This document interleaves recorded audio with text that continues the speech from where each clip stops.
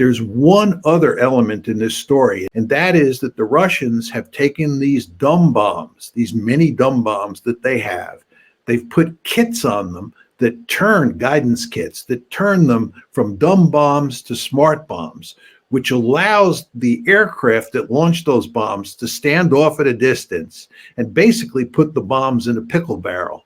And this has had a devastating effect, not only on the frontline Ukrainian troops, but on infrastructure and troop concentrations right behind the front lines and even deeper into Ukraine. Russia is now mass producing them. They've been using them for a while in smaller numbers, but now then they're starting to get them in larger numbers. And here's what these glide bombs are. This is an FAB 500, one of the more common ones that's used. The FAB 2500 is another one.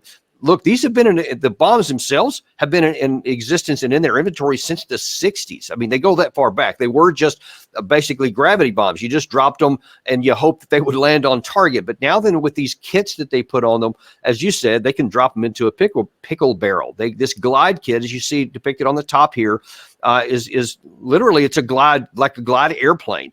But it has a guidance system on the nose, which will bring it onto a pinpoint target at up to 45 miles away, which means that the Russian aircraft, like the ones you saw in the opening scene there, are able to launch these things from well outside of the range of any of the tactical air defense capacities that they have. So here they are in one of the factories where they're going to show some of these larger bombs.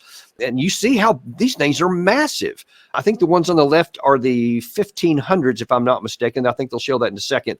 But these things are just gargantuan. You're going to see some of the results of what these things look like when they hit the ground here. And you'll see why the destruction that we showed you in the opening scenes are happening. Just look at that. That's from one bomb that goes in and can just devastate an area. Now Russia is launching, many scores of these things every single day, sometimes even in the hundreds in some areas. There's no defense against these. The Ukraine side can't shoot them down because they're just gravity bombs that literally glide onto target. And when Russia could continue to mass produce these things and bring them in unabated, and the Ukraine side can't shoot down a glide bomb, or they can't hit the aircraft that's launching it because they can't reach it out that far. That's not their biggest problem. Their biggest problem is the inability to shoot down these glide bombs.